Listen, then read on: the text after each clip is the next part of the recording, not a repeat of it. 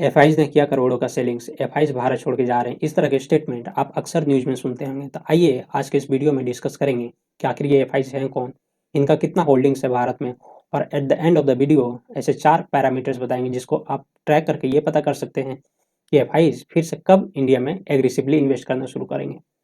Hello everyone, this is Kamlesh Rana, welcome you all in your channel good luck finance. FIIs मतलब foreign institutional investors. ये वे लोग हैं जो भारत के नहीं है, दूसरे देश के हैं और भारत के शेयर बाजार में पैसे लगाते हैं। ये दूसरे देश के म्यूचुअल फंड हाउस हो सकते हैं, इंश्योरेंस कंपनीज हो सकती है, pension fund house, banks etcetera. जैसे एग्जांपल्स के लिए ब्लैक रॉक हो गया, जेपी मॉर्गन, वैनगार्ड एक्सेट्रा। 6-7 साल पहले एफआईज का इंडियन स्टॉक मार्केट के ऊपर बहुत ज़्यादा वर्चस्व था। ये जब बेचना शुरू करते थे तो इंडियन स्टॉक मार्केट धड़ाम से गिर जाता था, जब खरीदते थे तो इंडियन स्टॉक मार्केट चढ़ना शुरू हो जाता था।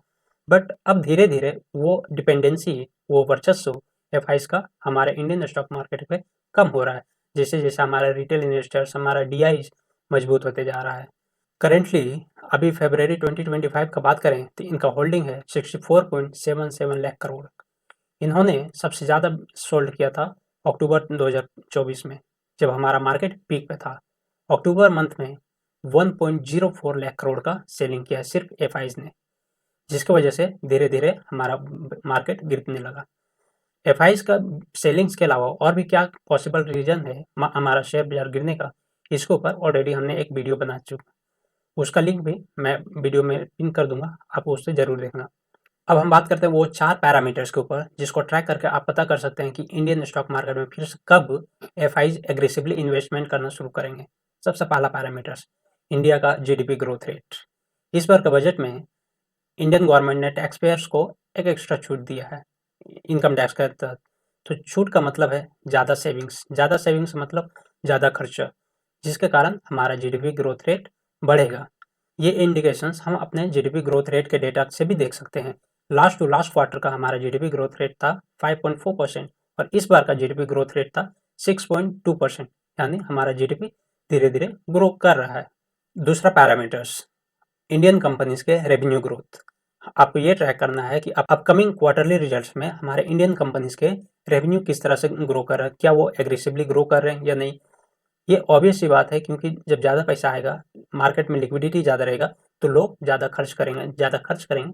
That means by default Indian companies के रेवेन्यू में ग्रोथ होगा।